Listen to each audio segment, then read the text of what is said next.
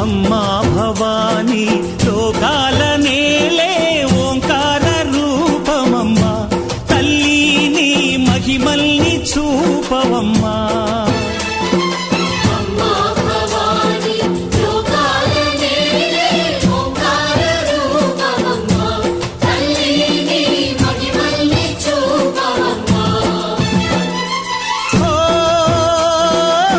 సృష్టికే దీపమా, శక్తికే మూలమా, సింహరథమే నీదమ్మా.